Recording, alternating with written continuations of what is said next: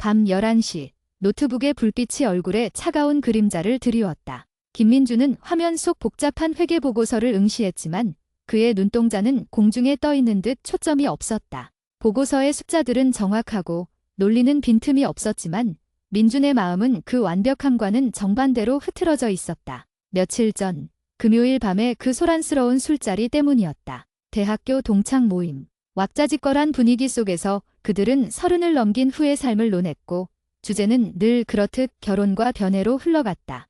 야, 김민준, 너는 진짜 심각하다. 어릴 때부터 거침없던 강태호가 캔맥주를 들이켜며 말했다. 태호는 대학 시절 내내 여자친구가 바뀌었고 지금은 결혼을 약속한 사람이 있었다. 뭐가? 민주는 뼈만 남은 닭꼬치를 내려놓으며 무심하게 되물었다. 태연한 척했지만 이미 목 뒤로 식은땀이 흘렀다. 그는 이 주제가 자신에게 닥쳐올 때마다 언제나 방어적인 태세를 취했다. 뭐가 아니라 너 35 먹고 연애를 한 번도 안 해봤다는 게 말이 돼? 농담이지. 너 대학교 때도 내가 늘 그랬잖아. 난 연애할 시간에 책이나 한 줄 더 보겠다고. 설마 그게 진짜일 줄이야. 옆에서 조용히 듣고 있던 이지영이 쿡쿡 웃었다. 지영은 민준과 같은 회계법인에 다니는 친구로 그와 비슷한 진중한 성격이었지만 이미 3년째 안정적인 연애를 하고 있었다. 태호야, 그만 좀 해. 민준이 스타일에 맞춰서 열심히 살았겠지. 그 지영이 말렸지만 그 목소리에는 동정심과 약간의 호기심이 섞여 있었다. 태호는 멈추지 않았다. 그는 이제 아예 민준의 얼굴을 정면으로 바라보며 심각한 어조로 말했다. 아니, 민준아, 진지하게 들어봐. 내가 공부 열심히 하고 회사에서 인정받고 내 삶에 충실했던 건 알아. 내 커리어는 우리 중에 최고잖아. 그런데 있잖아. 인생은 보고서로만 이루어져 있지 않아. 스킨십은커녕 누군가와 깊은 감정을 나누고 싸우고 화해하고 그 사람 때문에 가슴앓이도 해보고 그런 경험이 없다는 건 솔직히 말해서 결핍이야.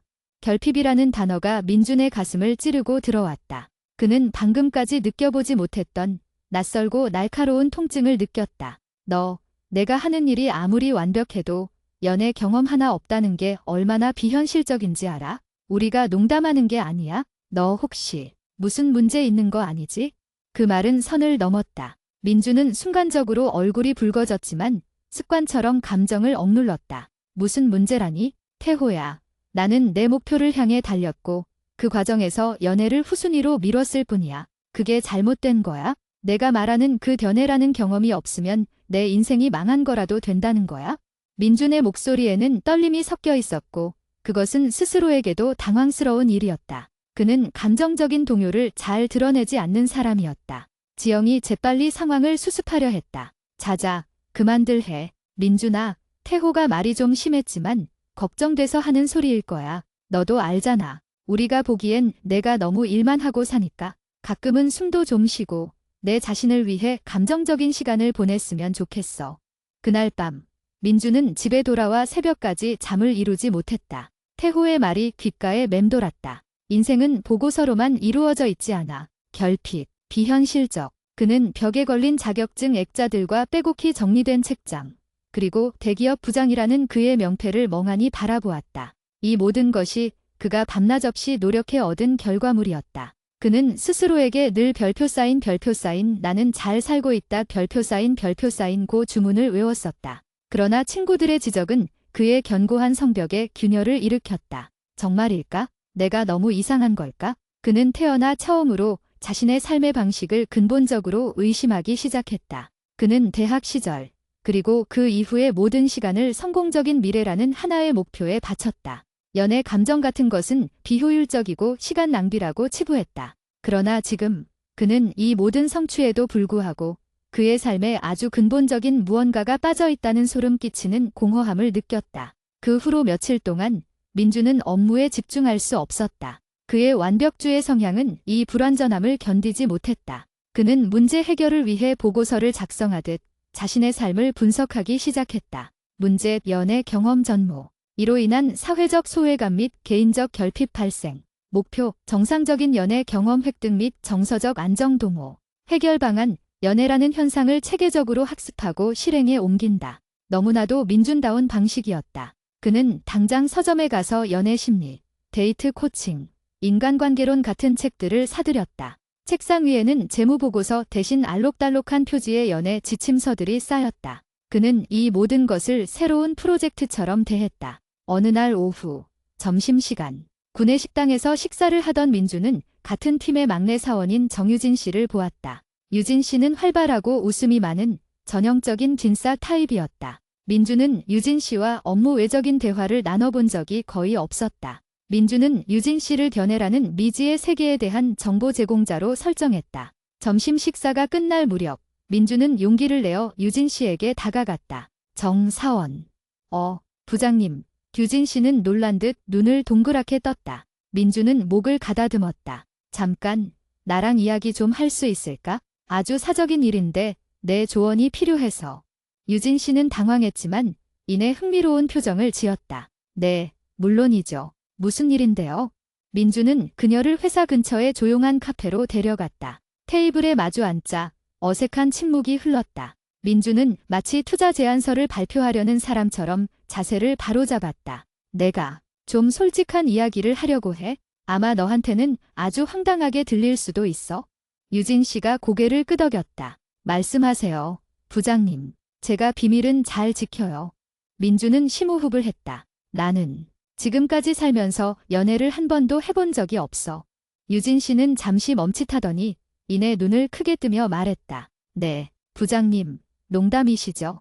아니, 진심이야. 농담 아니야. 민주는 씁쓸하게 웃었다. 내가 살면서 연애 말고 다른 것에 너무 집중했거든. 근데 이제 와서 보니 내 삶에 큰 구멍이 난 것 같다는 생각이 들었어. 그래서 말인데. 민주는 가방에서 스프링 노트를 꺼냈다. 노트에는 그가 책에서 정리한 변의 프로세스와 데이트 시뮬레이션 등의 제목이 적혀 있었다. 정사원, 내가 나를 좀 도와줄 수 있을까? 내가 생각하는 요즘 연애의 시작 단계는 어떤 모습인지, 첫 만남에서는 어떤 대화를 주로 하는지, 상대방에게 호감 신호는 어떻게 보내는 건지, 그런 기본적인 것들을 내 관점에서 좀 알려줬으면 좋겠어. 나는 완전히 무지한 상태야. 유진 씨는 처음에는 웃음을 참지 못하는 듯 입을 가렸다. 그녀의 반응은 민준에게 다시 한번 자신이 얼마나 비정상적인 상황에 처해 있는지 깨닫게 했다. 하지만 유진 씨는 이내 진지한 표정을 지었다. 부장님, 알겠어요. 저한테는 좀 신기하고 재미있는 프로젝트 같아요. 하지만 부장님, 연애는 시험 공부가 아니에요. 공식을 외운다고 되는 게 아니라 감정을 쓰는 거예요. 감정. 민주는 그 단어를 노트에 받아 적었다. 그 감정이라는 것도 일종의 정서적 알고리즘이 아닐까? 상대방의 반응을 분석하고 그에 따라 내 행동을 최적화하는. 유진 씨는 고개를 절레절레 흔들었다. 와, 역시 부장님. 그게 부장님의 문제예요. 분석하지 마세요. 그냥 느끼세요. 그녀는 커피를 한 모금 마시더니 진심을 담아 조언했다. 일단 부장님은 너무 딱딱해요. 첫 번째 조언은 이거예요. 일상의 틀 깨기. 부장님이 출퇴근할 때 늘 듣는 경제 뉴스 대신 아이돌 노래를 들어보세요. 주말에 등산복 입고 산에 가는 대신 예쁜 옷 입고 전시회에 가보세요. 자신이 누구인지 아는 것도 중요하지만 자신이 아닐 때 어떤 모습일지도 경험해 봐야 해요. 그래야 연애 상대가 부장님을 흥미롭게 볼 수 있어요. 민주는 유진 씨의 말을 하나하나 노트에 기록했다. 아이돌 노래 청취, 전시회 방문, 일상의 틀 깨기. 그는 그녀의 조언이 마치 업무 효율을 높이는 컨설팅 보고서처럼 느껴졌다. 어쩌면 그는 연애를 타인과의 정서적 교감이 아닌 자신의 삶의 결함을 메우는 과제로 보고 있는지도 몰랐다. 유진 씨와의 대화는 민준에게 새로운 문을 열어주었다. 다음 날부터 민준은 작은 변화를 시도했다. 출근길, 이어폰에서는 유진 씨가 추천해준 아이돌 그룹의 밝고 경쾌한 노래가 흘러나왔다. 그는 멜로디의 가벼움에 적응하려 애썼지만 여전히 그의 머릿속은 전날 회의록으로 가득 차 있었다. 가장 큰 변화는 주말에 찾아왔다. 민주는 주말마다 서재에 앉아 재테크 서적을 읽거나 다음 주 업무를 미리 준비하는 것이 일상이었다. 하지만 이번 주말 그는 유진 씨의 조언에 따라 시내의 한 현대 미술 전시회에 갔다. 전시회장은 그에게 낯선 세계였다. 사람들은 여유롭게 그림이나 설치 미술을 감상했고 그들의 표정에는 업무의 긴장감 대신 예술에서 오는 해방감이 어려 있었다. 민주는 검은색 미니멀리즘 작품 앞에서 멈춰섰다. 작품은 그저 검은색 캔버스에 아주 작은 흰색 점 하나만 찍혀 있는 것이었다. 그는 이해할 수 없었다. 이게 무슨 의미지? 작가가 의도한 미학적 가치는 뭘까? 관객은 이 작품에서 어떤 감정적 반응을 보여야 할까? 그는 습관처럼 분석하려 했다. 바로 그때 그의 옆에 서 있던 한 여성이 작은 소리를 냈다. 와, 이 작가 정말 대단하다. 민주는 자신도 모르게 고개를 돌렸다. 여성은 어깨까지 오는 깔끔한 단발머리에 차분한 트렌치코트를 입고 있었다. 그녀의 눈빛은 그림 속 작은 흰 점에 깊이 빠져 있었다. 저도 그래요. 이 어둠 속의 작은 희망 같은 느낌이. 그녀는 혼잣말처럼 중얼거렸다. 민주는 그녀의 말에 호기심이 생겼다. 이것은 분명 대화의 시작 기회였다. 그는 연애 지침서에서 배운 대로 상대방의 말에 동의하거나 질문을 던져야 했다. 그는 조심스럽게 입을 열었다. 죄송하지만 혹시 작가의 의도를 알고 계신가요? 저는 이 점 하나가 뭘 상징하는지 잘 모르겠어서요. 여성은 고개를 돌려 민준을 바라보았다. 그녀의 눈매는 친절했고 미소는 부드러웠다. 아니요, 저도 잘 몰라요. 하지만 꼭 작가의 의도를 알아야 할까요? 그녀가 되물었다. 민준은 잠시 말을 잃었다. 의도를 몰라도 된다. 그의 삶은 언제나 명확한 의도와 목적을 기반으로 움직여왔는데 여성은 다시 그림을 바라보며 말했다. 저는 그냥 이 검은 배경이 세상의 수많은 어려움이나 고민처럼 느껴져요. 그리고 저 작은 흰 점은 우리가 살아가면서 꼭 붙잡고 싶은 소중한 기억이나 혹은 작지만 확실한 행복 같아요. 굳이 이유를 찾으려 하지 않아도 그냥 마음이 가 닿는 대로 느끼면 되는 것 아닐까요?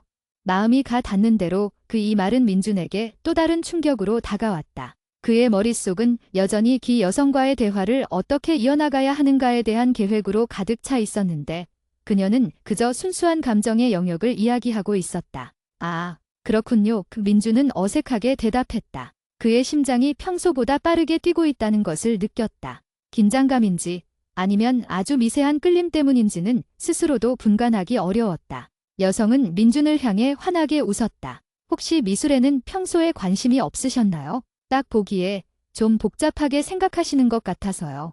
민준은 자신을 꿰뚫어 보는 듯한 그녀의 말에 또 한 번 당황했다. 맞습니다. 사실 제 삶의 방식을 좀 바꾸려고 노력 중이거든요. 이런 곳은 처음이라. 그는 이 여성이 자신이 만난 사람들 중 가장 비효율적인 감정을 자연스럽게 발산하는 사람이라는 생각을 했다. 하지만 그 비효율성이 묘하게 매력적이었다. 아, 그러시군요. 변화를 시도하시는 건 정말 멋진 일이에요. 그녀는 칭찬했다. 저는 이은서라고 해요. 미술 쪽 일은 아니지만 영감을 얻으러 자주 와요. 김민준입니다. 민준은 명함이 없다는 것을 깨닫고 당황했지만 그녀는 개의치 않았다. 민준 씨, 이 작품을 이해하려고 분석하는 대신 한번 눈을 감고 이 어둠 속에서 저 점을 바라볼 때 어떤 기분이 드는지 느껴보세요. 딱 10초만요. 근서 씨가 제안했다. 민준은 그녀의 말대로 눈을 감았다. 코끝으로 희미한 물감 냄새가 났고 주변의 소음은 잦아들었다. 그는 자신에게 닥쳐온 어둠 속에서 아주 작은 흰 점을 상상했다. 그는 그동안 자신이 얼마나 확실하고 거대한 성공만을 바라보다 달려왔는지를 깨달았다. 그의 삶에는 그 흰 점 같은 작은 기쁨이나 여유가 없었다. 눈을 떴을 때 은서 씨는 민준을 지그시 바라보다 있었다. 어떠세요? 복잡한 보고서가 머릿속에서 사라졌나요? 그녀가 장난스럽게 물었다. 민준은 자신도 모르게 미소를 지었다. 네, 사라졌어요. 잠시나마. 아무것도 계산하지 않아도 된다는 느낌이 들었어요.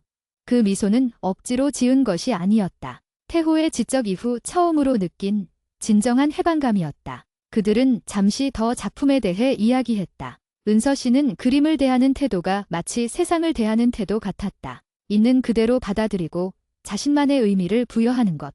대화가 끝날 무렵 민주는 용기를 내야 한다는 것을 알았다. 이것이 바로 다음 단계로의 진입이었다. 은서 씨, 혹시 괜찮으시다면? 민주는 주머니에 넣어둔 유진 씨의 조언 메모를 만지작거렸다. 다음 약속을 잡을 땐 구체적으로. 오늘 오후에 전시회 근처의 조용한 북카페에 가보려고 하는데 혹시 같이 가주실 수 있나요? 은서 씨의 이야기를 좀 더 들어보고 싶습니다.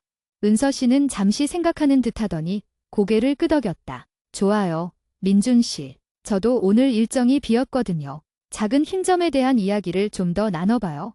북카페는 조용하고 따뜻한 분위기였다. 민주는 은서 씨를 마주 앉아 그녀에게 자신의 솔직한 상황을 털어놓았다. 자신이 얼마나 일에 매달려 왔는지, 그리고 친구들의 지적 때문에 얼마나 충격을 받았는지까지. 은서 씨는 그의 이야기를 끊지 않고 차분히 들어주었다. 그녀의 표정에는 비웃음이나 동정심 대신 진지한 이해심이 담겨 있었다. 민준 씨, 친구들의 마음은 이해가 가요. 하지만 그 말에 너무 상처받지 마세요. 은서 씨가 말했다. 연애를 안 해봤다는 것이 민준 씨의 결함은 아니에요. 그건 그냥 민준 씨가 어떤 것에 더 가치를 두었는지에 대한 선택의 결과일 뿐이죠. 그녀의 말은 태호의 결핍이라는 단어가 새긴 상처에 위로의 연고를 바르는 것 같았다. 하지만 이제 와서 시작하려니 너무 두려워요. 제 삶은 모든 것이 계획되어 있었는데 연애만큼은 계획대로 되지 않을 것 같아서요. 민준이 솔직하게 털어놓았다. 은서 씨는 빙긋 웃었다. 맞아요. 연애는 계획대로 되지 않죠. 그게 연애의 매력이자 가장 어려운 점일 거예요. 하지만 민준 씨, 저는 오히려 민준 씨가 아주 매력적인 사람이라고 생각해요. 제가요. 민준은 믿기지 않는다는 표정이었다. 네, 보세요. 민준 씨는 자신의 삶을 돌아보고 문제를 인식하고 변화를 시도하고 있어요. 그건 정말 용기 있는 일이에요. 대다수의 사람은 자신의 삶의 틀을 깨지 못해요. 그리고 민준 씨는 자신의 분야에서 최고가 되기 위해 그만큼의 노력을 쏟아부었고요. 그건 사람을 진중하고 깊이 있게 만들죠.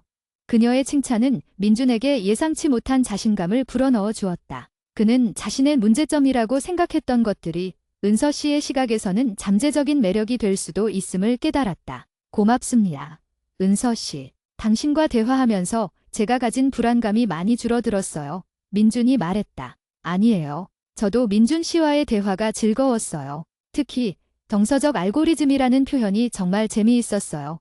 은서 씨는 다시 한번 웃었다. 해가 기울어질 무렵 민준은 용기를 내어 은서 씨에게 다음에 다시 만날 것을 제안했다. 이번에는 좀 더 사적인 별표 사인 데이트 별표 사인의 형태를 갖춘 만남을. 은서 씨, 다음 주 금요일 저녁에 혹시 시간 괜찮으신가요? 제가 근사한 이탈리안 레스토랑을 예약하고 싶습니다. 저를 좀 더 깊이 알아봐 주실 수 있겠어요?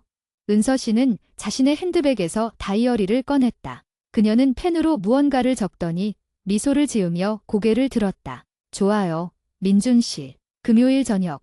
기꺼이 민준 씨의 별표 사인 정서적 알고리즘 별표 사인이 어떻게 작동하는지 관찰해 볼게요.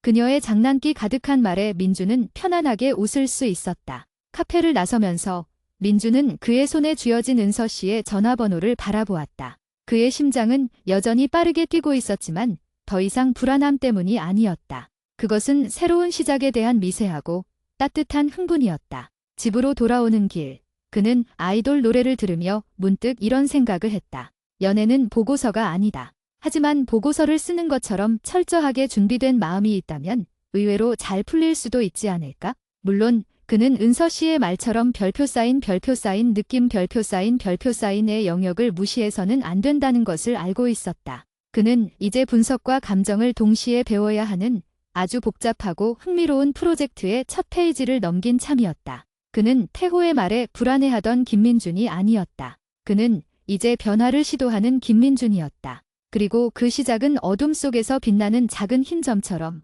예상치 못한 아름다운 만남에서부터 시작되었다. 네, 요청하신 대로 장편 소설의 두 번째 부분, 약 5,000자 목표를 한국어로 이어 쓰겠습니다. 첫 번째 부분과 마찬가지로 깊이 있고 감정적인 서사를 이어가며 내부 소제목이나 번호 없이 작성하겠습니다. 김민준은 이은서 씨와의 금요일 저녁 약속을 앞두고 일주일 내내 긴장과 기대 속에서 살았다. 마치 회사의 중요한 M&A 프로젝트를 준비하는 기분이었다. 그는 레스토랑의 메뉴와 분위기를 꼼꼼히 조사했고 그녀에게 할 대화 주제 목록을 미리 작성했다. 하지만 그 목록을 작성할 때마다 정유진 씨의 충고가 떠올랐다. 분석하지 마세요. 그냥 느끼세요.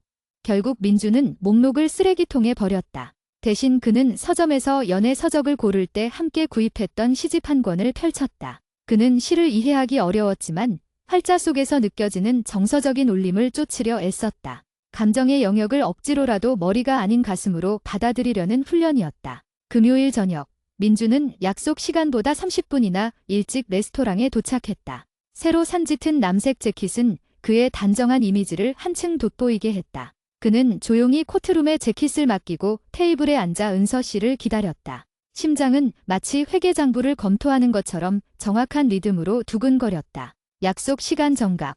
은서 씨가 식당 문을 열고 들어섰다. 그녀는 지난번 전시회에서보다 조금 더 화사한 베이지색 원피스를 입고 있었다. 그녀의 미소는 조명 아래에서 잔잔하게 빛났다. 민준 씨, 먼저 와 계셨네요. 죄송해요. 길이 좀 막혔어요. 아닙니다.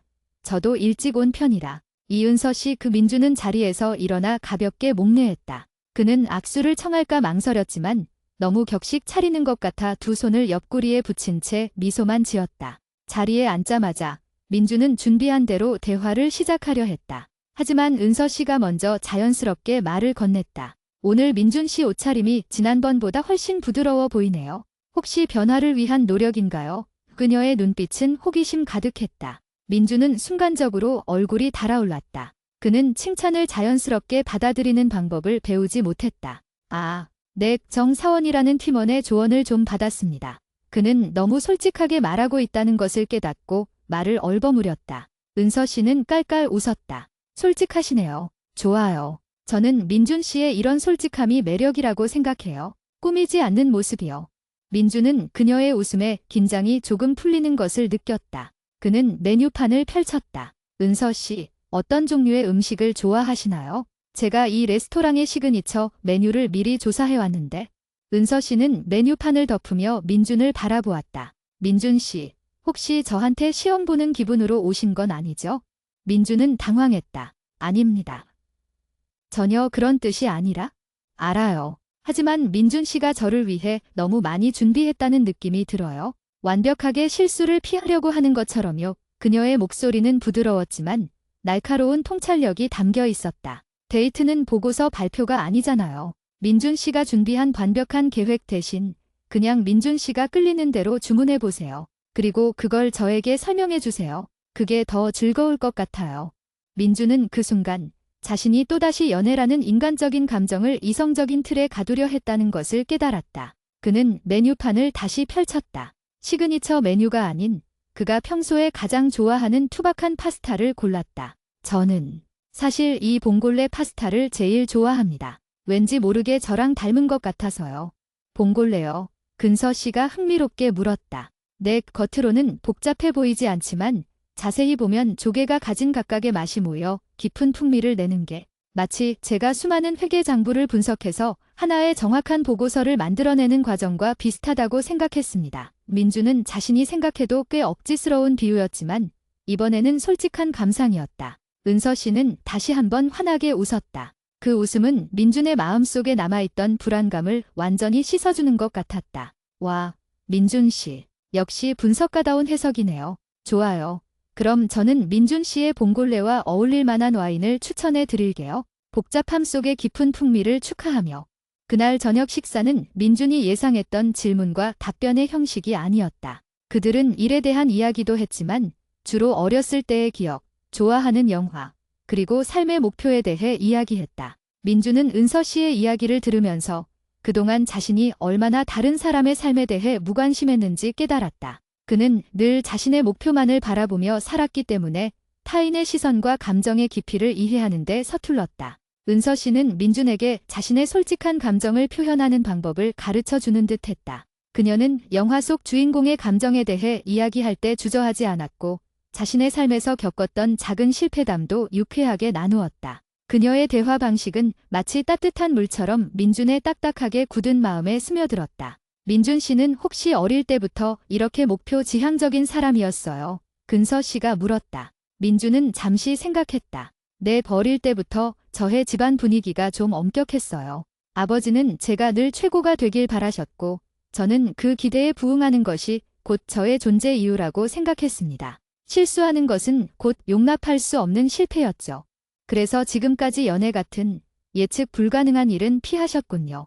네, 그 민준은 고개를 끄덕였다.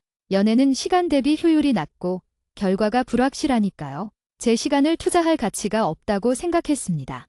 민준 씨, 근서 씨가 나지막이 말했다. 삶의 가치는 효율성으로만 측정되지 않아요. 때로는 비효율적이고 때로는 비이성적인 것이 우리 삶을 가장 풍요롭게 만들어요.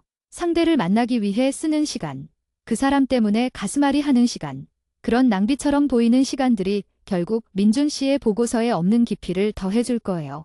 그녀의 말은 민준의 가슴을 울렸다. 그는 그녀의 통찰력에 깊이 감동했다. 식사가 끝날 무렵 민준은 용기를 내어 손을 내밀었다. 이번에는 악수가 아니라 그녀의 손을 잡고 싶었다. 하지만 그는 망설였다. 너무 이른 행동일까? 연애 지침서에는 뭐라고 쓰여 있었지? 결국 그는 악수를 청하는 것으로 만족해야 했다. 은서 씨, 오늘 정말 즐거웠습니다. 제가 지금까지 알았던 세상과는 다른 아주 따뜻한 세상을 보여주셔서 고맙습니다. 은서 씨는 그의 손을 잡고 부드럽게 미소 지었다. 민준 씨, 다음에는 준비하지 않고 만나기로 해요. 그냥 길을 걷다가 마음에 드는 카페에 들어가거나 갑자기 보고 싶은 영화를 보거나 즉흥적인 만남이 민준 씨의 삶을 더 부드럽게 만들어 줄 거예요. 그들은 다음 약속을 잡았고 헤어졌다. 민준은 택시에 앉아 은서 씨가 사라진 길모퉁이를 한참 동안 바라보았다. 그는 그날 밤 잠자리에 들기 전 자신의 일기장에 단 한 줄을 적었다. 비효율적인 낭비는 때로 가장 효율적인 치유가 된다.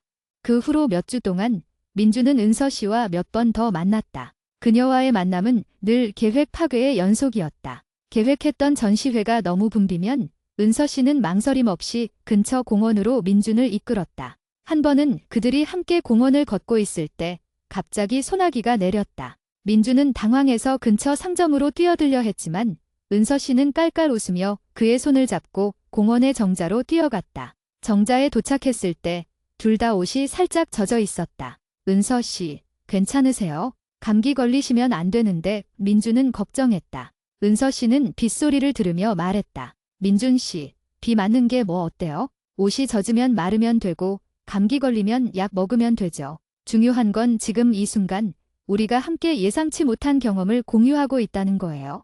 그녀는 고개를 들어 하늘을 바라보았다. 이 빗소리 정말 좋지 않아요. 마치 세상의 모든 소음이 씻겨 내려가는 것 같아요. 민준 씨, 눈 감고 이 빗소리를 한번 들어보세요. 민준은 그녀의 말에 따라 눈을 감았다. 처음에는 불안했다. 젖은 옷, 업무에 지각하면 안 되는데. 하지만 은서 씨의 평화로운 숨소리와 빗방울이 정자 지붕을 때리는 소리 외에는 아무것도 들리지 않았다. 그의 머릿속을 가득 채웠던 숫자들이 잠시나마 멈춘 것 같았다. 그는 눈을 떴고 은서 씨가 자신을 바라보다 있다는 것을 알았다. 그녀의 눈빛은 비에 젖은 나뭇잎처럼 촉촉하고 깊었다. 그 순간 민준은 강렬한 감정의 파도를 느꼈다. 그것은 단순히 호감이나 흥미가 아니었다. 그것은 이 사람과 함께 있고 싶다는 순수한 갈망이었다. 은서 씨, 민준은 나지막이 그녀의 이름을 불렀다. 네, 민준 씨. 제가 왜 지금 당신과 함께 있는지 알 것 같습니다. 민준은 숨을 고르고 태어나 처음으로 계산 없이 자신의 마음을 전달하려 했다. 당신은 제가 그동안 외면했던 제 삶의 정서적인 부분을 채워주고 있습니다. 당신과 함께 있을 때 저는 제가 완벽하게 준비된 사람이 아니어도 된다는 사실에 안도감을 느낍니다. 그는 은서 씨에게 조금 더 다가섰다. 정자의 좁은 공간 속에서 그들의 거리는 더 가까워졌다. 민준은 자신의 심장 소리가 그녀에게도 들릴 것 같아 긴장했다. 은서 씨, 저는 당신이 정말 좋습니다. 제가 이 말을 하는 것이 너무 성급하거나 혹은 서툴다는 것을 알지만 저는 당신에게 이 감정을 숨기고 싶지 않습니다. 은서 씨는 미소 지으며 대답했다. 민준 씨, 저는 민준 씨가 지금 이 순간 가장 솔직한 감정을 표현하고 있다는 것을 알아요. 그리고 저는 그 솔직함이 좋아요. 그녀는 민준의 젖은 팔에 손을 얹었다. 그녀의 손길은 따뜻했고 민준의 몸에 전기 같은 짜릿한 감각을 전달했다. 저도 민준 씨가 좋아요. 민준 씨의 진중함과 새로운 것을 배우려는 용기, 그리고 저의 이야기를 진심으로 들어주는 태도가 좋아요. 은서 씨가 말했다. 하지만 민준 씨, 연애는 훈련이 아니에요. 우리는 이제 막 시작하는 단계예요. 천천히, 그리고 진실되게 저를 알아가 주세요. 그들의 대화는 빗소리 속에 울려 퍼졌고 그날 민준은 은서 씨에게 그의 첫 진심을 고백했다. 그것은 보고서의 명확한 결론과는 다른 따뜻하고 희망적인 결론이었다. 다음 주 월요일, 회사. 민준은 완전히 다른 사람이 되어 있었다. 그의 얼굴에는 미소가 더 자주 걸렸고 동료들에게도 조금 더 부드러워졌다. 팀원들은 그의 변화를 즉각적으로 알아차렸다. 정유진 사원이 점심시간에 민준에게 다가왔다. 부장님, 얼굴에 광이 나요. 혹시 프로젝트 성공하셨나요? 규진 씨가 눈을 찡긋하며 물었다. 민주는 더 이상 숨기지 않았다. 응, 정사원. 내 덕분이야. 좋은 사람을 만났어. 이은서 씨라고. 와, 드디어. 제가 부장님께 들었던 가장 기쁜 소식이에요. 규진 씨가 환호했다. 어때요? 그분, 부장님처럼 분석가 타입인가요? 민주는 미소 지었다. 전혀. 오히려 나에게 분석하지 않는 법을 가르쳐주는 사람이야. 덕분에 나는 요즘 세상의 모든 비효율적인 것들의 아름다움을 배우고 있어. 유진 씨는 엄지손가락을 치켜 세웠다. 역시, 부장님에게는 그런 분이 필요했어요. 근데 부장님, 진도는 어디까지 나가셨어요? 스킨십은요? 손은 잡으셨어요? 민주는 얼굴이 붉어졌지만 이번에는 부끄러워하지 않았다. 아직 손만 잡았습니다. 그리고 나의 진심을 전했어. 우리는 이제 막 시작하는 단계라고 하더군. 유진 씨는 고개를 끄덕였다. 좋아요. 서두르지 않는 것도 중요하죠. 하지만 부장님, 다음 단계에서는 감정 표현의 강도를 높이셔야 해요. 보고서처럼 감정을 숨기면 안 돼요. 유진 씨와의 대화는 민준에게 현실적인 가이드라인을 제공했다. 그는 이제 은서 씨에게 더욱 적극적으로 다가갈 용기를 얻었다. 퇴근 후, 민준은 오랜만에 친구들 모임에 나갔다. 강태호와 이지영이 반갑게 맞이했다. 야, 김민준, 너 요즘 얼굴 좋아졌다. 혹시 무슨 일 있어? 태호가 눈치를 챘는지 물었다. 민준은 맥주를 한 모금 마시더니 자신감 있는 목소리로 말했다. 태호야, 내가 말했던 그 결핍, 이제 채워가는 중이야. 나, 연애 시작했어. 태호와 지영은 놀라서 입을 다물지 못했다. 뭐, 진짜, 누가, 언제부터? 태호가 흥분해서 물었다. 이은서 씨라고. 전시회에서 만났고, 이제 막 서로 알아가는 중이야. 그 민주는 간결하지만 분명하게 말했다. 지영이 미소를 지었다. 민준아, 정말 잘 됐다. 내가 자신의 벽을 깨고 새로운 사람을 만났다는 게 자랑스러워. 태호는 잠시 침묵하더니 진지한 표정으로 민준을 바라보았다. 야, 민준아, 농담 아니야? 내가 그때 너한테 심한 말 한 거 후회 안 해. 내가 충격받고 변화를 시작한 계기가 된 것 같아서. 그런데 이제부터가 진짜 시작이야. 사랑은 내가 예측했던 그 어떤 회계 장부보다 복잡하고 너의 통제를 벗어날 거야. 마음 단단히 먹어. 민주는 태호의 진심 어린 충고에 고개를 끄덕였다. 알아. 하지만 나는 이제 두렵지 않아. 내가 예측할 수 없는 세상이 얼마나 아름다운지 은서 씨가 가르쳐주고 있거든.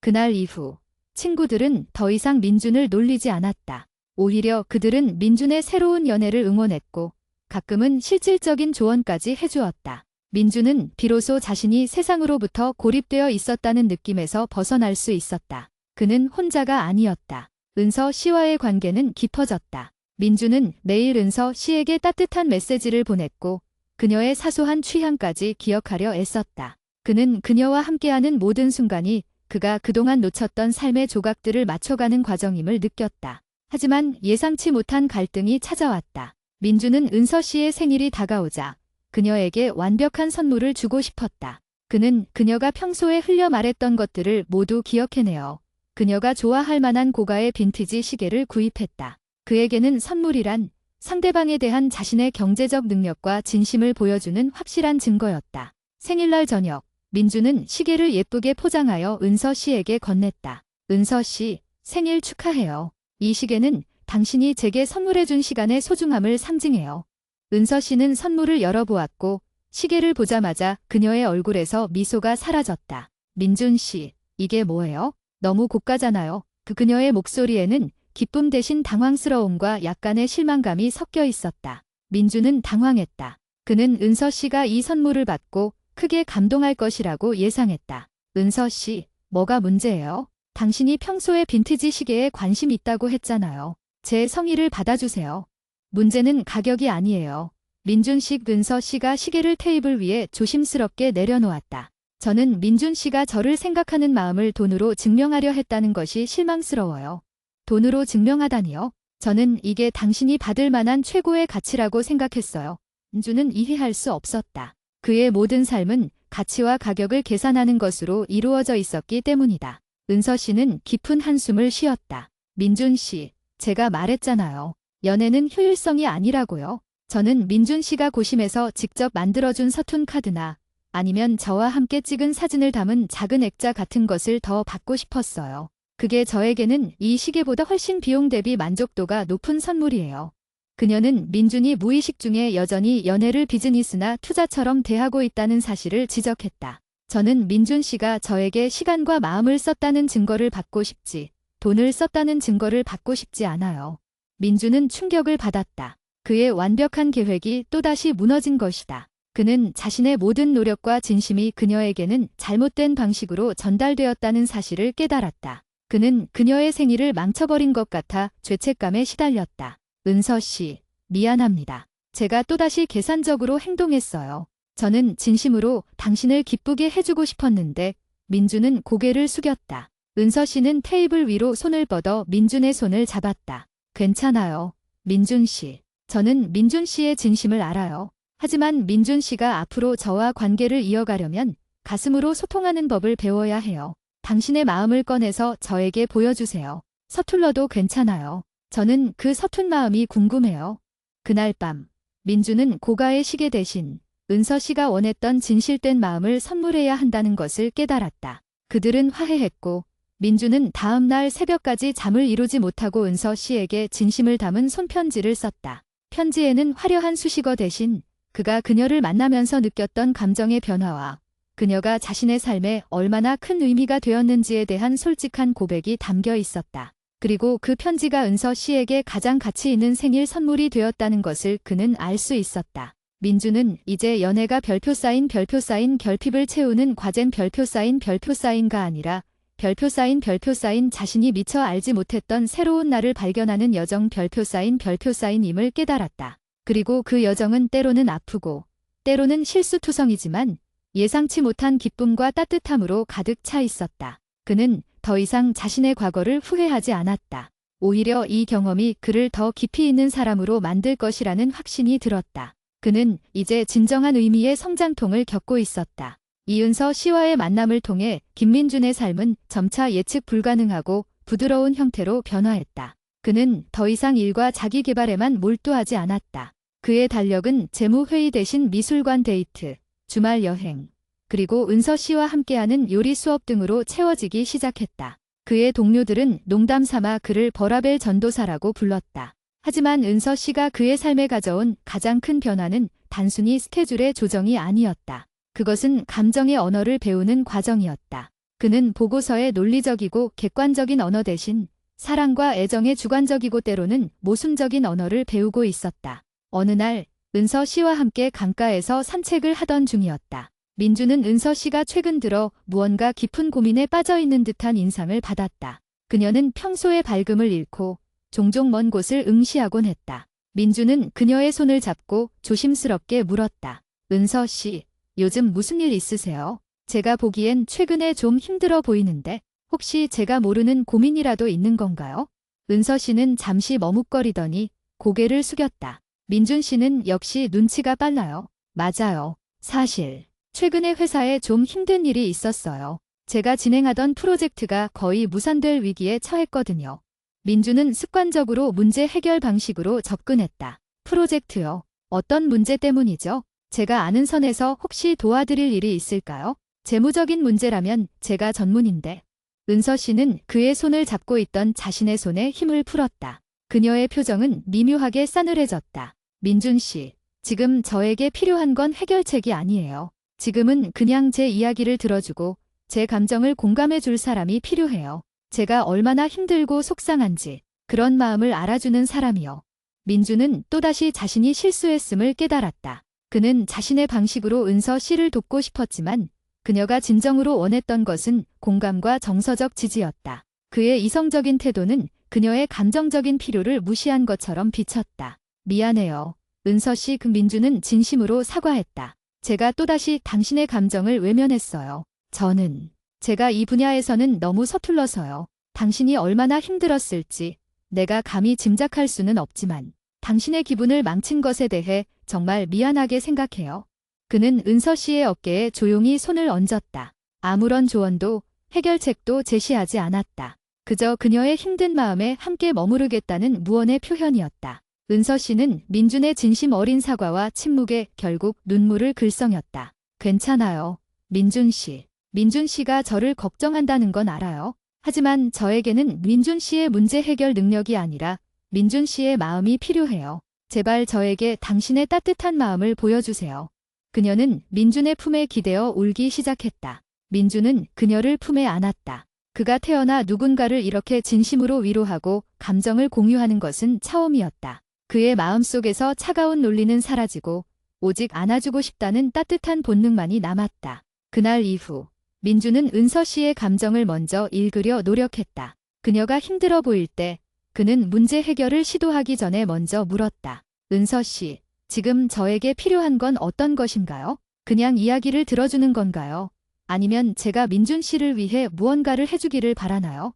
이 질문은 그들의 관계에서 중요한 전환점이 되었다. 민준은 타인의 감정적 언어를 이해하는 법을 배웠고 은서 씨는 민준이 진심으로 변화하고 있다는 것을 느꼈다. 그들의 관계가 깊어질수록 민준의 내면에는 또 다른 불안감이 스멀스멀 피어오르기 시작했다. 그것은 그의 별표 쌓인 과거 별표 쌓인에 대한 불안감이었다. 은서 씨는 연애 경험이 풍부했고 그녀의 친구들은 모두 그녀의 연애담을 알고 있었다. 반면 민준은 견해 무경험자라는 꼬리표를 가지고 있었다. 어느 날 은서 씨의 친구들과의 더블 데이트 자리였다. 친구들은 민준의 젠틀함과 진중함에 호감을 보였지만 술자리 분위기가 무르익자 어김없이 연애의 과거사에 대한 이야기가 나왔다. 은서야, 내 전 남자친구들은 다 멋있었잖아. 특히 그 작곡가 친구는 내가 정말 좋아했던 것 같은데 은서 씨의 친구인 수영 씨가 말했다. 은서 씨는 민준의 눈치를 보며 말했다. 수영아, 그만해. 민준 씨 앞에서 그런 얘기 할 필요 없잖아. 민준은 괜찮은 척했지만 속으로는 심장이 얼어붙는 것 같았다. 그는 은서 씨의 과거를 질투하는 자신을 발견했다. 하지만 그 질투는 별표 쌓인 내가 그녀의 과거 연인들보다 부족하다 별표 쌓이는 열등감에서 비롯된 것이었다. 결국 민준은 술에 취한 척하며 은서 씨에게 속삭였다. 은서 씨, 저를 만나기 전에는 행복하셨나요? 저는 은서 씨의 과거 연애를 질투하는 것 같아요. 저는 당신에게 해줄 수 있는 첫 연애의 추억밖에 없는데 은서 씨의 과거는 이미 너무 완벽한 것 같아서요. 그의 목소리에는 그동안 숨겨왔던 불안과 질투가 고스란히 묻어 있었다. 은서 씨는 그의 손을 잡고 조용히 모임을 빠져나왔다. 밤 공기가 차가웠지만 민준의 마음은 더 차가웠다. 민준 씨, 저 좀 보세요. 근서 씨가 민준을 멈춰 세우고 진지하게 말했다. 민준 씨의 불안함이 뭔지 알겠어요. 민준 씨는 연애 경험이 없다는 사실이 당신의 경쟁력을 떨어뜨린다고 생각하죠. 마치 이전에 맡았던 프로젝트의 포트폴리오가 부족한 것처럼요. 민준은 그녀의 날카로운 분석에 고개를 숙였다. 맞아요. 저는 제가 당신의 기준에 미치지 못할까 봐 두려워요. 은서 씨는 민준의 양보를 감싸 안았다. 민준 씨, 들어보세요. 과거는 과거일 뿐이에요. 제가 이전에 누구를 만났든 그 경험이 민준 씨와의 지금을 망치게 할 수는 없어요. 그리고 저는 민준 씨의 첫 남자친구라는 사실이 전혀 중요하지 않아요. 저에게 중요한 건 지금 민준 씨가 저를 얼마나 진심으로 사랑하는지예요. 민준 씨는 저에게 그 어떤 이전의 연인도 주지 못했던 안정감과 변화하려는 용기를 주고 있어요. 민준 씨는 그 누구보다도 깊이 있고 진중한 사람이에요.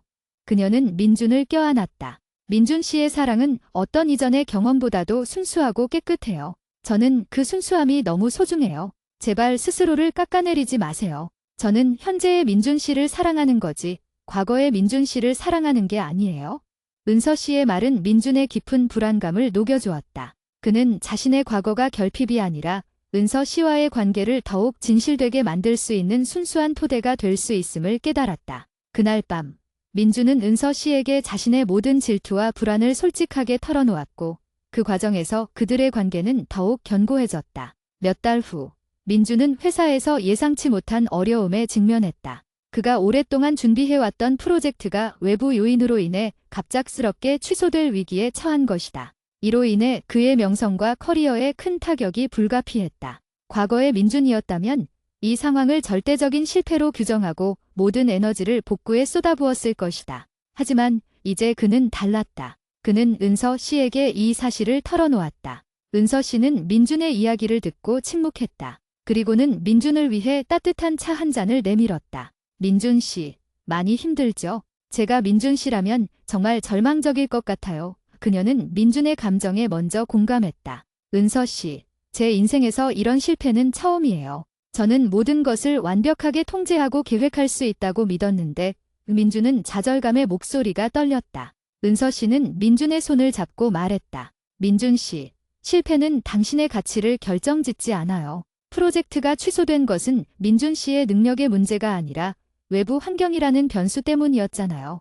하지만 제 모든 노력이 물거품이 되었어요. 이제 상사들이 저를 어떻게 생각할까요? 제 커리어가 망가지는 건 아닐까요? 민준의 불안감은 다시 커리어와 사회적 시선으로 향했다. 은서 씨는 단호하게 말했다. 민준 씨, 혹시 민준 씨의 인생이 그 하나의 프로젝트나 회사 내 평판으로만 이루어져 있다고 생각하세요? 아니요. 민준 씨는 저에게, 그리고 민준 씨를 아끼는 모든 사람들에게 사랑받는 사람이에요. 민준 씨가 프로젝트에 실패했다고 해서 저와의 관계나 우리의 사랑이 실패하는 건 아니잖아요. 민준 씨의 삶에는 일 말고도 사랑, 우정, 행복, 그리고 저와의 미래가 있어요. 그녀의 말은 민준에게 일과 삶의 분리라는 개념을 다시 한번 명확하게 심어주었다. 민준은 그동안 자신의 모든 존재 가치를 직업적 성공에만 두었었다. 하지만 은서 씨의 사랑은 그에게 별표 쌓인 실패해도 괜찮다 별표 쌓이는 무조건적인 지지를 제공했다. 민준은 그녀의 품에 안겼다. 은서 씨, 당신이 없었다면 저는 이 충격을 견디지 못했을 거예요. 당신은 제가 그동안 외면했던 제 삶의 가장 중요한 안전망이 되어주고 있어요. 은서 씨는 민준의 등을 다독이며 말했다. 민준 씨, 이제부터는 힘들 때 저에게 기대세요. 보고서처럼 모든 것을 혼자 해결하려고 하지 말고요. 우리는 함께 이 어려움을 극복할 수 있어요. 그게 연애의 또 다른 의미잖아요. 그는 은서 씨의 조언대로 프로젝트 취소라는 위기를 극복하는 과정에서 동료들과 상사들에게 자신의 감정을 솔직하게 표현했다. 그는 좌절감을 인정했지만 동시에 다시 일어설 의지를 보여주었다. 그의 인간적인 면모를 본 동료들은 오히려 그에게 더 큰 지지와 격려를 보냈다. 민준은 완벽하지 않아도 인정받을 수 있다는 새로운 진실을 깨달았다. 시간이 흘러 민준은 은서 씨와의 관계가 단순한 연애를 넘어 결혼이라는 현실적인 단계로 접어들고 있음을 느꼈다. 그는 더 이상 태호의 놀림이나 사회적 시선 때문에 연애를 하는 것이 아니었다. 그는 진심으로 은서 씨를 사랑했고 그녀와 평생을 함께하고 싶었다. 하지만 또 하나의 벽이 민준의 앞을 가로막았다. 그것은 별표 쌓인 민준의 부모님 별표 쌓인이었다. 민준의 부모님은 아들이 오랫동안 연애에 관심이 없다가 갑자기 결혼을 전제로 하는 여성을 데려온다는 사실에 놀라움을 금치 못했다. 특히 그의 아버지는 민준의 커리어와 사회적 지위를 매우 중요하게 생각하는 분이었다. 민준은 은서 씨를 부모님께 소개하는 자리를 마련했다. 만남은 예상대로 순탄치 않았다. 민준의 아버지는 은서 씨의 직업,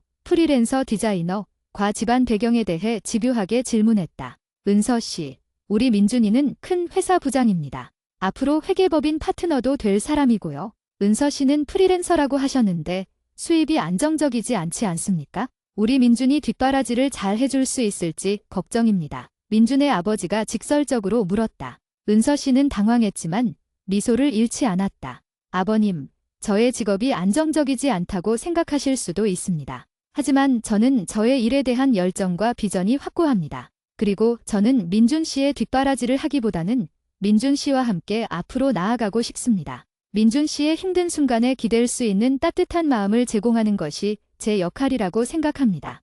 민준의 아버지는 은서 씨의 당당함에 오히려 말을 잃었다. 하지만 민준의 어머니는 민준을 보며 속삭였다. 민준아, 너는 회계사인데 저런 자유분방한 사람과 살 수 있겠니? 너희는 너무 다른 것 같아. 저녁 식사가 끝난 후 부모님은 민준에게 단호하게 말했다. 민준아, 우리는 이 결혼에 대해 좀 더 신중하게 생각해봤으면 좋겠다. 너희는 너무 달라. 그리고 우리는 내가 더 안정적인 배경의 여자를 만났으면 좋겠어. 민준은 분노했다. 아버지, 어머니, 제가 은서 씨를 사랑하는 이유는 안정적인 배경 때문이 아니라 그녀가 저를 가장 저답게 만들어주기 때문이에요. 제가 그동안 얼마나 억압된 삶을 살았는지 아시잖아요. 은서 씨는 저에게 삶의 의미를 되찾아준 사람이에요. 그는 처음으로 부모님께 자신의 감정을 폭발시켰다. 그의 분노는 오랫동안 억눌려왔던 자신을 향한 부모님의 통제에 대한 저항이었다. 부모님은 민준의 격렬한 반응에 당황했지만 그들의 입장은 완고했다. 집으로 돌아오는 길, 민준은 은서 씨에게 미안해서 고개를 들 수 없었다. 은서 씨, 죄송해요. 저의 부모님이 당신에게 너무 무리하셨어요. 저는.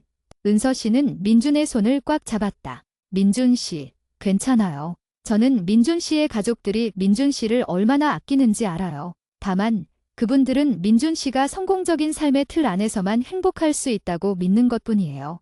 그녀는 민준에게 눈을 맞추며 말했다. 중요한 건 민준 씨의 선택이에요. 민준 씨는 이제 20살이 아니잖아요. 민준 씨의 삶을 누군가의 기대가 아닌 민준 씨의 행복으로 채워야 해요. 민준 씨, 저와 함께하고 싶으세요? 민준은 망설임 없이 고개를 끄덕였다. 네, 은서 씨. 당신과 함께하는 것이 저의 가장 큰 행복입니다. 저는 제 인생의 가장 중요한 프로젝트인 당신을 절대 포기하지 않을 겁니다. 그는 부모님의 반대에도 불구하고 은서 씨와의 결혼을 위해 자신의 삶을 스스로 결정하겠다는 결심을 굳혔다. 그의 연애는 이제 단순히 개인적인 감정의 문제가 아니라 자아 독립과 성장이라는 훨씬 더 거대한 문제로 확장되고 있었다. 김민주는 부모님의 반대에도 불구하고 이은서 씨와의 관계를 지속하겠다는 확고한 결정을 내렸다. 이 결정은 그의 생애 처음으로 타인의 기대가 아닌 자신의 진정한 행복을 기준으로 삼은 행동이었다. 그는 더 이상 모범생 아들이나 완벽한 부장이 아닌 사랑하는 여인을 지키려는 한 남자였다. 민주는 부모님과의 관계가 소원해지는 것을 감수하고 은서 씨와 미래를 계획하기 시작했다. 그들은 결혼을 위한 실질적인 준비에 착수했지만 민준의 마음 한구석에는 여전히 깊은 상처가 남아 있었다. 부모님의 반대가 은서 씨의 가치에 대한 부정으로 느껴졌기 때문이었다. 어느 날 은서 씨와 결혼 준비에 대해 이야기를 나누던 중이었다. 민주는 은서 씨에게 자신의 아픔을 털어놓았다. 은서 씨, 저는 가끔 부모님이 당신에게 무례하게 대했던 그날 밤이 잊히지 않아요. 제가 그동안 얼마나 열심히 살았는데 단지 당신의 직업이 프리랜서라는 이유로 제가 사랑하는 사람을 쉽게 판단하는지 이해할 수 없었어요. 민준의 목소리에는 서운함과 분노가 뒤섞여 있었다. 은서 씨는 그의 손을 잡고 부드럽게 말했다. 민준 씨, 부모님의 걱정은 이해해야 해요. 그분들에게는 민준 씨의 안정적인 삶이 가장 중요한 가치니까요. 그분들은 그저 자신들이 옳다고 믿는 방식으로 민준 씨를 사랑하는 것뿐이에요. 하지만 그 사랑이 제 삶을 통제하려 하잖아요. 맞아요. 그 방식이 민준 씨에게 상처를 준 것은 사실이에요. 하지만 민준 씨, 중요한 것은 부모님의 시선이 아니라 민준 씨가 그들의 시선으로부터 자유로워지는 것이에요. 부모님이 민준 씨를 인정하든 안 하든 민준 씨가 저를 사랑하고 우리의 관계를 소중히 한다면 그 어떤 외부적인 판단도 우리를 흔들 수 없어요. 은서 씨의 말은 민준에게 진정한 자아 독립의 의미를 깨닫게 했다. 그는 부모님의 인정을 통해 자신의 삶을 증명하려고 했던 과거의 습관에서 완전히 벗어나야 했다. 은서 씨, 당신 말이 맞아요. 제가 부모님의 시선으로부터 완전히 자유로워지는 것이 어쩌면 제가 당신에게 해줄 수 있는 가장 큰 책임일지도 모르겠어요.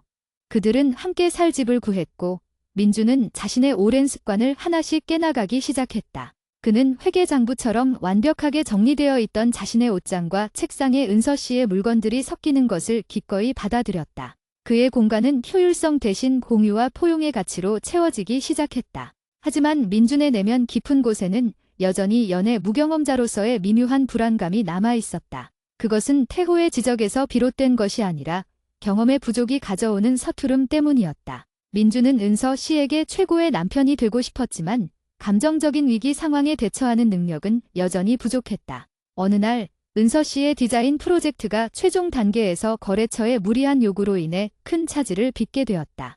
은서 씨는 며칠 밤을 새워가며 프로젝트를 수정해야 했고 극도의 스트레스 상태에 놓였다. 민주는 그녀를 돕고 싶었지만 자신의 이성적인 방식이 또다시 그녀에게 상처를 줄까 봐 두려웠다. 그는 주저했다. 밤늦게 퇴근한 은서 씨는 민준을 보자마자 지친 목소리로 말했다. 민준 씨, 나 오늘 너무 힘들었어. 거래처가 나에게 너무 심했어. 내가 밤새 만든 디자인을 아무렇지도 않게 뭉개버리더라고. 은서 씨는 눈물을 글썽였다. 그녀가 원했던 것은 민준의 따뜻한 위로와 공감이었다. 하지만 민준은 머뭇거리다가 결국 가장 안전하고 이성적인 대답을 선택했다. 은서 씨, 너무 속상하겠지만 비즈니스 세계는 원래 그런 냉정한 곳이에요. 혹시 계약서상에 이의를 제기할 수 있는 조항이 있는지 제가 검토해 볼까요? 법적인 대응도 고려해야 할 것 같은데. 은서 씨는 그 자리에서 울음을 터뜨렸다. 하지만 그것은 슬픔의 눈물이 아니라 분노와 실망의 눈물이었다. 민준 씨, 지금 그 말이 저에게 필요해요. 지금 저는 법적인 대응이 아니라 민준 씨의 따뜻한 포옹이 필요해요. 민준 씨는 아직도 제가 힘들어하는 이유를 해결해야 할 문제로만 봐요. 제 감정은요? 제 좌절감은요? 은서 씨는 민준에게서 한 발짝 물러섰다. 저는 가끔 민준 씨가 저에게 마음을 열고 있는지 의심스러워요. 민준 씨는 늘 완벽한 대답을 찾으려 하지만 때로는 완벽하지 않은 위로가 가장 큰 힘이 될 수 있어요. 민준 씨, 저는 당신이 저에게 인간적인 서투름을 보여주었으면 좋겠어요. 민준은 그녀의 진심 어린 비난에 큰 충격을 받았다. 그는 연애 초기에 은서 씨에게 배웠던 별표 사인, 공감 별표 사인의 중요성을 현실의 위기 앞에서 또다시 잊어버린 것이다. 그의 서툰 감정 표현은 은서 씨에게 큰 상처를 주었다. 은서 씨, 미안해요. 정말 미안합니다. 민준은 그녀에게 다가갔다. 이번에는 해결책을 제시하려는 태도가 아니었다. 그는 그녀를 말없이 품에 안았다. 제가 얼마나 서툰 사람인지, 그리고 당신을 얼마나 실망시켰는지 알아요. 저는 당신이 울 때 어떻게 해야 할지 몰라서 가장 익숙한 방식인 논리로 도망쳤어요. 제가 너무 부족해요. 그는 은서 씨의 젖은 머리카락을 쓰다듬으며 그녀의 등에 얼굴을 묻었다. 그의 진심 어린 자책과 인간적인 약점을 드러내는 모습에 은서 씨의 분노는 사그라들었다. 민준 씨, 저는 민준 씨가 완벽하기를 바라지 않아요. 그저 저에게 당신의 진짜 마음을 보여주기를 바랄 뿐이에요. 울고 싶으면 울어도 되고 화나면 화를 내도 돼요. 저에게는 민준 씨의 가공되지 않은 감정이 필요해요. 그날 밤, 민준은 은서 씨의 옆에 누워 오랫동안 잠을 이루지 못했다. 그는 깨달았다.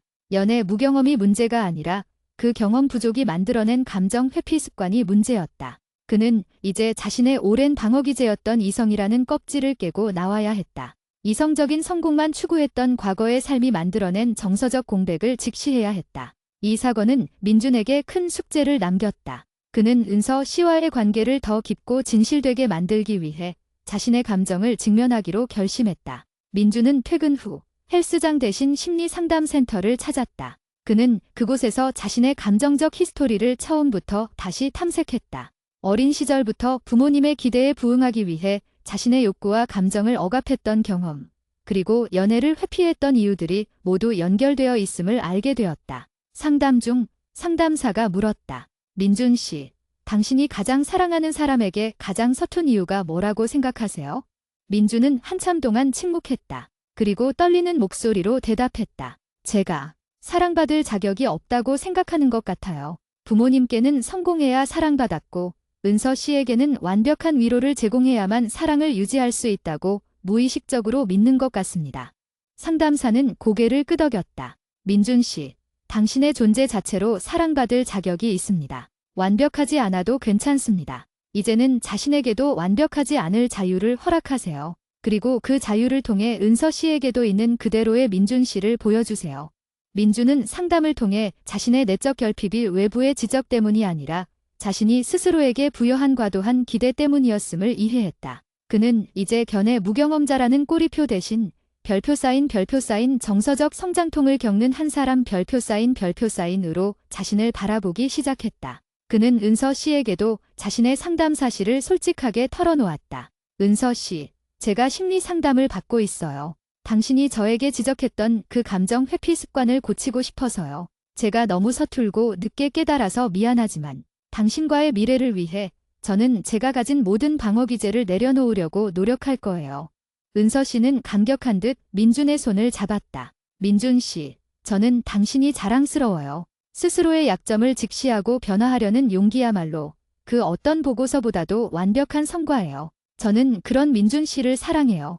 민준의 변화는 그의 직장 생활에도 영향을 미쳤다. 그는 팀원들에게 좀 더 인간적인 모습을 보이기 시작했다. 회의 중에 팀원의 의견이 논리적으로 부족하더라도 그는 그들의 노력과 의도를 먼저 칭찬했다. 특히 정유진 사원이 큰 실수를 했을 때 민준은 과거처럼 차가운 질책 대신 따뜻한 위로를 건넸다. 정 사원, 이번 실수가 너에게 얼마나 큰 스트레스인지 알아. 하지만 이걸로 내가 가진 능력과 가치가 훼손되는 건 아니야. 중요한 건 이 실수를 통해 우리가 뭘 배울 수 있는가야. 털고 일어나서 다시 시작하자. 유진 씨는 놀라움과 감동이 뒤섞인 표정으로 민준을 바라보았다. 부장님, 저를 믿어주셔서 감사합니다. 민준의 인간적인 리더십은 팀의 분위기를 완전히 바꿔놓았다. 팀원들은 그를 두려워하는 대신 존경하기 시작했고 팀의 업무 효율은 오히려 더욱 높아졌다. 민준은 이성적인 완벽함만으로는 얻을 수 없는 정서적인 연결의 힘을 비로소 깨달았다. 시간은 흘러 민준과 은서 씨는 결혼식을 올리게 되었다. 민준의 부모님은 여전히 완고한 태도를 유지하며 결혼식에 참석하지 않겠다는 입장을 고수했다. 민준은 부모님의 부재에 마음이 아팠지만 은서 씨를 실망시키지 않기로 결심했다. 그는 은서 씨에게 말했다. 은서 씨, 저는 오늘 당신과 새로운 가족을 만드는 거예요. 부모님의 인정은 없지만 우리의 사랑이 그 어떤 것보다 더 소중해요. 하지만 결혼식 직전 예상치 못한 일이 발생했다. 민준의 친구인 강태호가 급히 신랑 대기실로 뛰어들어왔다. 민준아, 큰일 났다. 내 아버지, 어머니 오셨다. 지금 식장 입구에서 서 계셔. 민준은 믿을 수 없다는 표정으로 태호를 바라보았다. 정말, 왜 오셨대? 몰라. 표정은 여전히 굳어 계신데 그냥 서 계시더라고. 혹시 화해하고 싶으신 거 아냐? 민준은 깊은 고민에 빠졌다. 그는 부모님께 상처받고 싶지 않았지만 이 기회를 놓치고 싶지도 않았다. 결국 그는 용기를 내어 식장 입구로 나갔다. 그의 부모님은 조용한 구석에 서서 식장 안을 바라보다 있었다. 아버지, 어머니 그 민준이 조심스럽게 불렀다. 민준의 아버지는 굳은 얼굴로 민준을 바라보았다. 민준아, 너는 끝내 우리의 말을 듣지 않는구나. 아버지, 제가 아버지의 말씀을 무시한 것이 아닙니다. 저는 아버지와 어머니를 사랑하지만 이제는 제가 제 삶의 결정을 해야 할 때라고 생각했습니다. 은서 씨는 저에게 가장 소중한 사람이고 저는 그녀와 함께하는 것이 제 인생의 가장 큰 성공이라고 믿습니다. 민준은 자신의 감정을 솔직하게 하지만 예의 바르게 전달했다. 그는 더 이상 부모님의 승인을 구하는 아들이 아니었다. 민준의 어머니는 눈물을 글썽이며 말했다. 민준아, 내가 저 아이를 얼마나 깊이 사랑하는지 이제 알겠다. 내가 우리에게 이렇게까지 솔직하게 감정을 표현하는 건 처음이야. 민준의 아버지는 여전히 말이 없었지만 깊은 한숨을 내쉬더니 마침내 지갑에서 봉투 하나를 꺼냈다. 가져가라. 너희에게 해줄 수 있는 건 이것뿐이다. 내가 내 방식대로 행복하다면 그걸로 됐다. 그의 아버지는 여전히 완벽하게 인정하는 것은 아니었지만 아들의 자율적인 선택을 존중하겠다는 뜻을 내비친 것이었다. 그것은 민준에게는 그 어떤 재정적 지원보다도 값진 인정이었다. 민준은 눈물을 참으며 부모님을 껴안았다. 그의 품에는 오랫동안 억눌러왔던 가족 간의 애정이 담겨 있었다. 그는 은서 씨에게 달려가 이 소식을 전했고 은서 씨는 민준의 손을 잡고 활짝 웃었다. 민준 씨, 보세요. 당신이 자신의 가치를 증명하려 하지 않고 있는 그대로의 진심을 보여주었을 때 결국 모든 것이 제자리를 찾았잖아요. 결혼식은 따뜻하고 감동적이었다. 민준은 주례사를 들으며 자신이 연애 무경험자라는 꼬리표를 마침내 떼어냈음을 느꼈다. 그는 완벽한 보고서의 3대신 사랑과 인간적인 서투름이 공존하는 진정한 삶을 선택한 것이다. 그의 연애는 단순한 관계의 시작이 아니라 인생 2막의 찬란한 개막이었다. 네, 요청하신 대로 장편 소설의 마지막 부분, 5번째 부분, 약 5,000자 목표를 한국어로 이어서 작성하겠습니다. 결혼 후의 삶과 민준의 최종적인 성숙을 다루며 마무리하겠습니다. 내부 소제목이나 번호 없이 이어집니다. 김민준과 이은서 씨의 결혼 생활은 민준에게 있어 매일매일이 새로운 발견이자 따뜻한 안식처였다. 완벽하게 정리된 회계장부처럼 살았던 그의 삶은 이제 은서 씨의 자유롭고 창의적인 에너지로 가득 채워졌다. 그들의 신혼집은 민준의 논리와 은서 씨의 감성이 조화롭게 어우러진 공간이었다. 결혼 후에도 민준은 자신의 정서적 성장을 멈추지 않았다.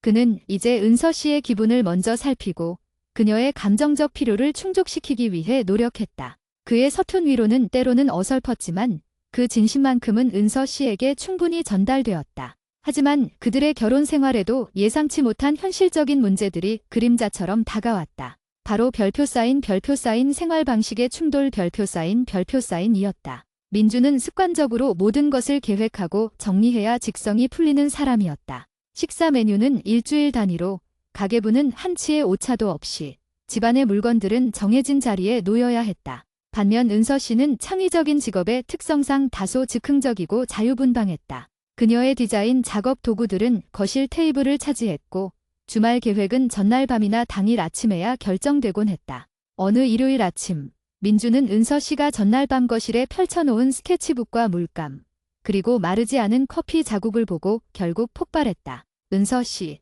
제가 몇 번이나 말씀드렸잖아요. 거실은 공용 공간이에요. 물건을 쓰고 나면 제자리에 정리해야죠. 이렇게 어질러 놓으면 제 삶의 균형이 깨지는 것 같아요. 민준의 목소리에는 날카로운 짜증이 섞여 있었다. 은서 씨는 갑작스러운 민준의 신경질에 놀랐다. 민준 씨, 미안해요. 하지만 어젯밤에 아이디어가 갑자기 떠올라서 작업을 마무리해야 했어요. 제가 잠시 깜빡했어요. 그렇게 화를 내야만 하는 일이에요? 화가 나죠. 제 삶은 완벽하게 질서 잡혀 있어야 하는데 은서 씨가 자꾸 그 질서를 깨뜨리고 있어요. 민주는 자신의 가장 깊은 곳에 남아있는 통제에 대한 욕구를 은서 씨에게 투사하고 있었다. 은서 씨는 눈물을 글썽이며 말했다. 민준 씨, 당신은 아직도 저를 당신의 삶을 완벽하게 만드는 도구로 생각하는 것 같아요. 저는 당신의 보고서에 나오는 숫자가 아니에요. 저의 삶의 방식도 존중해줘야 하는 것 아닌가요? 그들의 결혼 생활에서 처음으로 심각한 감정적 대립이 발생했다. 민주는 자신이 그동안 억눌러왔던 통제 욕구가 결국 은서 씨에게 상처를 주었다는 사실에 충격을 받았다. 그의 연애 무경험이 낳은 서투름은 관계의 새로운 단계에서도 여전히 그를 괴롭히고 있었다. 민주는 그날 밤 은서 씨에게 진심으로 사과했다. 그는 자신이 왜 그렇게 정리에 집착하는지, 그리고 그 집착이 은서 씨에게 얼마나 큰 압박이 되었는지 솔직하게 털어놓았다. 은서 씨, 미안해요. 제가 아직도 제가 통제할 수 없는 상황을 받아들이는 게 어려워요. 어쩌면 제 삶의 모든 것을 통제하려 했던 과거의 습관이 아직도 저를 지배하고 있는 것 같아요. 당신의 자유분방함이 저에게는 위협으로 느껴졌나 봐요. 은서 씨는 민준의 솔직한 고백에 마음이 누그러졌다. 민준 씨, 저도 미안해요. 당신의 정리정돈 습관이 당신에게는 안정감이라는 것을 알면서도 제가 너무 제 방식만 고집했어요. 그들은 이 갈등을 통해 별표 사인 다름을 인정하고 조율하는 법 별표 사인을 배웠다. 그들은 서로의 생활 방식에 대한 타협점을 찾았다. 민주는 은서 씨의 작업 공간 일부를 인정해 주었고, 은서 씨는 작업 후 최소한의 정리를 약속했다. 민주는 이 과정을 통해 진정한 사랑은 완벽한 조화가 아니라 끊임없이 서로의 다름을 포용하려는 노력임을 깨달았다. 그의 결혼 생활은 이제 보고서가 아닌 별표 사인 타협과 공감 별표 사인이라는 새로운 논리로 움직이고 있었다. 결혼 2년 차, 민주는 직장에서 큰 변화를 맞이했다. 그는 오랜 노력 끝에 회계법인의 파트너 자리에 오르게 되었다. 이는 그의 오랜 꿈이자 부모님이 그토록 바라던 성취였다. 파티가 끝난 늦은 밤, 민주는 파트너 명패가 새겨진 기념품을 들고 은서 씨의 옆에 앉았다. 은서 씨, 드디어 해냈어요. 파트너가 되었어요. 아버지의 오랜 기대에 부응한 것 같아서 기쁘기도 하지만 어쩐지 마음이 복잡해요. 은서 씨는 그의 손을 잡고 말했다. 왜 복잡해요? 민준 씨, 당신은 정말 열심히 노력했고 이 성과는 당연한 거예요. 네, 하지만 예전에 저였다면 이 파트너 자리가 제 인생의 전부라고 생각했을 거예요. 하지만 이제 와서 보니 제 인생에서 가장 큰 성공은 파트너가 된 것이 아니라 당신과 만난 것이라는 생각이 들어요. 민주는 눈물을 글썽였다. 은서 씨, 제가 연애 경험 하나 없다고 놀림받던 그 시절, 저의 삶은 완벽한 껍데기뿐이었어요. 당신을 만나서 저는 사람답게 사는 법을 배웠어요. 감정을 느끼는 법, 타인의 아픔에 공감하는 법, 그리고 실패해도 괜찮다는 것을 배웠어요. 당신이 없었다면 저는 여전히 성공이라는 감옥에 갇혀 있었을 거예요. 은서 씨는 민준을 꽉 안아주었다. 민준 씨, 당신의 성공은 당신이 얼마나 깊이 있는 사람인지를 증명해요. 당신은 커리어에서도 성공했지만 인간적인 성장에서도 성공했어요. 저는 그 성장이 가장 자랑스러워요. 민주는 자신의 성공을 과거의 부모님이나 사회의 시선이 아닌 은서 씨와의 관계와 개인적인 성장의 관점에서 재해석했다. 그는 비로소 자신만의 가치 기준을 확립한 것이다. 결혼 후, 민주는 여전히 종종 대학교 친구들 모임에 나갔다. 강태호는 이제 두 아이의 아빠가 되어 있었고 이지영은 회사를 그만두고 자신의 사업을 시작했다. 술자리에서 태호는 여전히 시끌벅적했지만 민준을 대하는 태도는 완전히 바뀌어 있었다. 야, 김민준. 너 요즘 진짜 행복해 보인다. 은서 씨랑께 볶는 냄새가 여기까지 나는 것 같아 그 태호가 말했다. 고맙다, 태호야. 너도 마찬가지야. 민준이 미소 지었다. 태호는 문득 진지한 표정을 지었다. 민준아, 그때 내가 너한테 인생 망했다고 놀린 거 사실 진심으로 미안했다. 내가 그때는 연애 경험이라는 게 인생의 전부인 줄 알았지? 근데 결혼해서 살아보니까 알겠더라. 연애 경험 유무가 중요한 게 아니라 결국 어떤 사람을 만나서 그 사람과 함께 어떻게 성장하느냐가 중요하더라고. 태호는 씁쓸하게 웃었다. 어쩌면 너는 우리보다 훨씬 현명한 삶의 순서를 밟은 건지도 몰라. 다른 것 다 제쳐두고 내 자신을 먼저 채우고 가장 준비되었을 때 가장 좋은 사람을 만났으니까. 민주는 태호의 진심 어린 사과와 인정에 마음속 깊은 곳에서 울림을 느꼈다. 과거의 불안과 상처가 완전히 치유되는 순간이었다. 태호야, 괜찮아. 내 지적 덕분에 내가 정신 차리고 변화할 수 있었어. 나는 너희에게 고마워. 그는 더 이상 과거의 놀림이나 지적에 대해 변명하거나 회피할 필요가 없었다. 그는 자신의 삶이 완벽하고 풍요롭다는 것을 스스로 증명해 냈기 때문이다. 세월이 흘러 민준과 은서 씨는 아이를 가졌다. 민준은 아이의 탄생을 앞두고 두려움과 기쁨을 동시에 느꼈다. 아이를 기다리는 동안 민준은 은서 씨에게 자신의 어린 시절 이야기를 자세히 해주었다. 자신이 얼마나 부모님의 기대에 부응하기 위해 고독하게 달려왔는지, 그리고 그 과정에서 얼마나 많은 감정을 억압했는지를. 은서 씨는 민준의 이야기를 들으며 말했다. 민준 씨, 우리 아이에게는 절대로 조건부 사랑을 주지 말아요. 아이가 어떤 선택을 하든 어떤 실수를 하든 우리는 아이의 존재 자체를 사랑해 줘야 해요. 민준은 고개를 끄덕였다. 그는 아이에게 자신이 배우지 못했던 무조건적인 사랑과 정서적 자유를 가르쳐주고 싶었다. 마침내 아이가 태어났다. 아이의 작고 따뜻한 손을 잡는 순간 민준은 자신의 삶이 완전해졌다는 것을 느꼈다. 회계보고서의 완벽함이나 파트너 명패가 줄 수 없는 생명의 순수함과 책임감이 그를 채웠다. 민준은 아이를 품에 안고 속삭였다. 아이야, 아빠는 내가 연애를 언제 시작하든 어떤 직업을 갖든 상관없단다. 아빠는 내가 너의 감정에 솔직하고 내가 사랑하는 사람과 행복하게 살기를 바란다. 아빠는 내가 너만의 속도로 살아가기를 응원할게.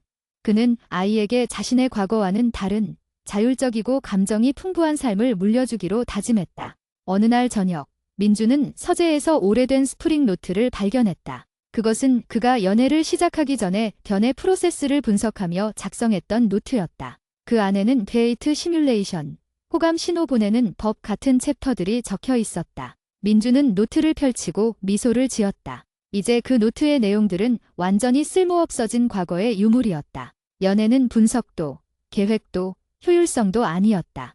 연애는 서툰 마음으로 부딪히고, 실수하고, 상처받고, 그리고 진심으로 사랑하는 과정이었다. 그는 노트를 조용히 덮었다. 그리고 창밖을 바라보았다. 창문 너머에는 은서 씨가 아이를 안고 부드럽게 재우는 모습이 보였다. 은서 씨의 얼굴은 평화로웠고, 그 모습을 보는 민준의 마음도 평화로웠다. 민준은 더 이상 별표 쌓인 견해 무경험자 별표 쌓인 라는 과거의 그림자에 시달리지 않았다. 그의 삶은 완벽하게 채워졌다. 그는 커리어에서도 성공했지만 무엇보다도 사랑하는 사람과의 관계와 정서적 독립이라는 진정한 삶의 성공을 쟁취했다. 친구들의 놀림은 그에게 고통을 주었지만 결과적으로는 그의 삶을 변화시키는 축복이 되었다. 그는 뒤늦게 시작했지만 누구보다도 깊고 진실된 사랑을 배웠다. 그의 인생은 결코 망하지 않았다. 오히려 지금부터가 진짜 시작이었다. 35에 시작된 그의 연애는 그의 인생을 가장 풍요롭고 아름다운 결론으로 이끌었다. 그는 이제 행복한 남편이자 아버지로서 예측 불가능하지만 따뜻하고 의미 있는 삶을 계속해서 살아갈 것이다.